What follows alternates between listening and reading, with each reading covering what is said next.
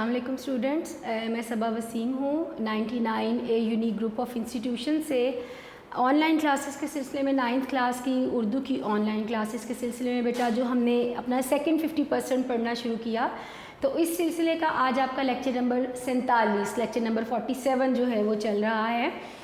پچھلے سبق میں ہم نے اپنا جو پچھلا لیکچر تھا اس میں ہم نے اپنا سبق جو ہے سبق نمبر 7 آرام و سکون، جس کے مصنف ہیں سید امتیاز علی تاج، ہم نے اس کو مکمل کیا۔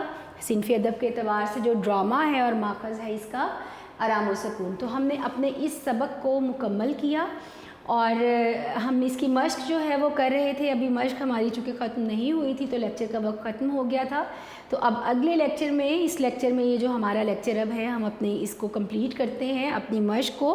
تو ابھی تک بیٹا جو ہم نے پڑھا اپنے مختصر جوابات، کچھ واحد جمع تھے، مذکر مؤنث تھے، درست غلط تھے، اور اس کے بعد آ گیا جملے درست کریں، پھر اس کے بعد آپ کے درست غلط ہم نے پڑھے۔ اب اگلا جو سوال ہے ہمارا مشق کا ہم وہ پڑھیں گے، اور وہ کیا ہے؟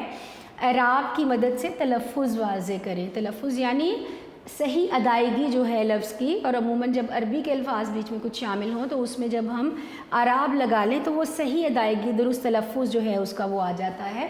تو بیٹا اعراب کے لیے ہمیں جو الفاظ دیے گئے ہیں، میں پہلے یہاں پر الفاظ لکھتی ہوں۔ تردد، اس کے بعد تردد، یہ پہلا لفظ ہو گیا۔ اگلا ہمارا لفظ ہے تقویت۔ تقویت کسے کہتے ہیں؟ طاقت کو، قوت سے یہ لفظ نکلا ہے، جیسے میں نے آپ کو پہلے بھی بتایا تھا۔ تو تقویت،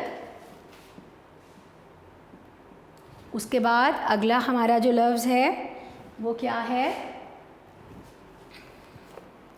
جی اگلا ہمارا لفظ ہے مطلق۔ مطلق مطلب بالکل بھی، مطلق جب آپ صحیح ادائیگی کریں گے تو آپ کو اعراب خود بخود پہچان میں آ جائیں گے کہ وہ کس طرح سے لگائے گئے ہیں۔ شور و غل، شور و غل۔ اگلا کیا ہمارا لفظ ہے جی؟ مقوی،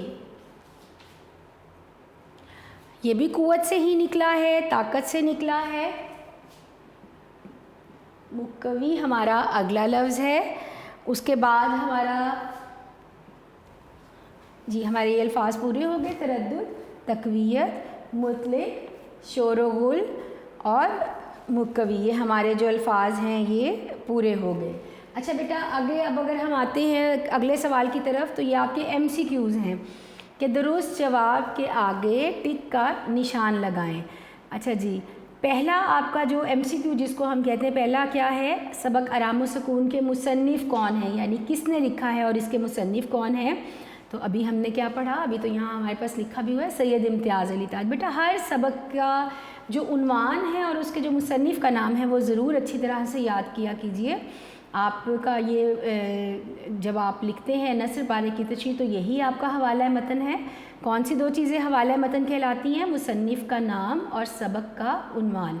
اس کے علاوہ آپ جب خلاصہ لکھتے ہیں تو اس میں کون سی دو چیزیں آپ کو یاد رکھنی ہے جو ہیڈنگ کے طور پر لکھنی ہے؟ ایک اس کا صنفی ادب اور دوسرا اس کا ماخذ، تو ان چیزوں کو یاد رکھا کریں۔ تو سبق آرام و سکون کے مصنف کون ہیں؟ سید امتیاز علی تاج۔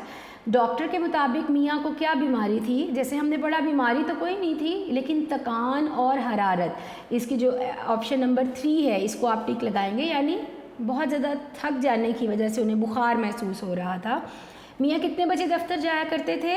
تو ہم نے کیا پڑھا تھا؟ صبح 10 بجے جاتے ہیں اور شام 7 بجے تک واپس آتے ہیں، تو کب جاتے تھے دفتر؟ صبح 10 بجے۔ ڈاکٹر نے میاں کو کس بات کی تاکید کی تھی؟ دوا وقت پر کھانے کی، انجیکشن لگانے کی، خاموش لیٹے رہنے کی یا سیر کرنے کی؟ تو ظاہری سی بات ہے خاموش لیٹے رہنے کی، آپ کی آپشن نمبر 3۔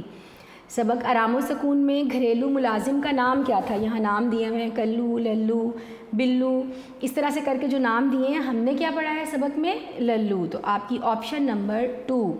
اچھا جی، گھنٹی کس نے میز سے اٹھا کر انگیٹھی پر رکھی تھی؟ بیوی نے رکھی تھی یا میاں نے رکھی تھی یا للو نے رکھی تھی یا ننے نے رکھی تھی، ان کے بچے نے؟ تو तो सही क्या हमने पढ़ा, मियाँ ने क्या कहा था कि नौकर को खामखा मत डांटो, घंटी मैंने उठाकर मेज़ से अंगीठी पर रखी थी। तो यहाँ इसकी सही ऑप्शन क्या होगी, मियाँ ने। मियाँ का नाम क्या था। अब जैसे यहाँ पर मियाँ लफ्ज़ इस्तेमाल हुआ और मैंने दूसरा लफ्ज़ क्या बताया था जो आपको याद रखना, अगर आपको कह दिया जाए साहिब खाना, तो साहिब खाना भी मियाँ को ही कहते हैं, शौहर को या मियाँ को। तो उनका नाम क्या था, क्या हमने पढ़ा, इशफाक। उनका नाम क्या था, इशफाक, ऑप्शन नंबर 3। मुलाजिम क्या चीज़ कूट रहा था, बहुत आसान है, मुलाजिम रीठे कूट रहा था। अच्छा बेटा अगले सवाल की तरफ आ जाएं, खाली जगह पुर करें। अच्छा जी, तरद्दुद की कोई बात नहीं, मैंने बहुत अच्छी तरह मुआयना कर लिया है। उसके बाद मेरे ख़्याल में इन्हें दवा से ज़्यादा आराम व सुकून की ज़रूरत है। उससे अगली आप देखें, इतना काम ना किया करो कि नसीबे दुश्मना सेहत से हाथ धोने पड़े। इतना काम ना किया करो कि नसीबे दुश्मना सेहत से हाथ धोने पड़े। आगे है जी नहीं, दवा की मुतलिक ज़रूरत नहीं। इसको अच्छी तरह से इन चीज़ों को बेटा जहन में रखा करें। आपको कभी भी इस तरह से तो सवाल नहीं आता बोर्ड में कि आप फिल इन दी ब्लैंक्स लिखें, यानी खाली जगह को पूर करें, बल्कि क्या है, ये भी आपको MCQ ही की सूरत में आता है। एक स्टेटमेंट दे दी, इसकी जो खाली जगह का जो लफ्ज़ है वो आपको 4 ऑप्शंस की सूरत में दे दिया, तो आपने सही ऑप्शन का इंतखाब करना होता है। तो अच्छी तरह इसको याद रखिएगा।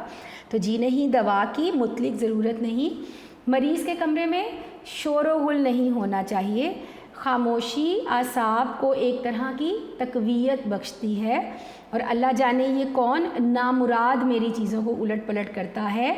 अगला क्या है, डैश को इतना ख्याल भी नहीं आता, तो यहाँ क्या आएगा, अल्लाह मारों को इतना ख्याल भी नहीं आता कि घर में कोई बीमार पड़ा है।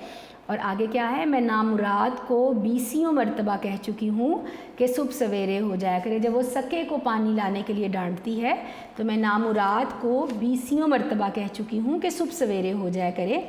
अच्छा जी, आगे क्या है, कमबख्त ने कसम खा रखी है कि कोई चीज़ ठिकाने पर ना रहने देगा। ये जो मैं आपसे कहती हूँ ना बेटा कि आप अपने चैप्टर की रीडिंग बार बार करें, तो कोई भी एक लाइन उन्होंने उठानी है, उसमें से कोई एक लफ्ज़ अगर वो हटा दें और फिर वो आपसे MCQ की सूरत में पूछ लें कि बताएं इसमें कौन सा लफ्ज़ आएगा, तो फिर आपने जब तक उसको बार बार पढ़ा नहीं होगा तो आपको याद नहीं होगा। तो कोशिश किया करें बेटा, जब हम चैप्टर पढ़ लें, मुकम्मल कर लें अपना सबक, तो फिर उसकी रीडिंग को 4-5 मरतबा आप ज़रूर करें। अच्छा जी, आगे अगला क्या है, बेचारे को सर खुजाने की भी फ़ुर्सत नहीं मिलती। सर खुजाने की फ़ुर्सत ना होना मतलब बिल्कुल भी फ़रागत ना मिल पाना, बहुत मसरूफ़ियत होना।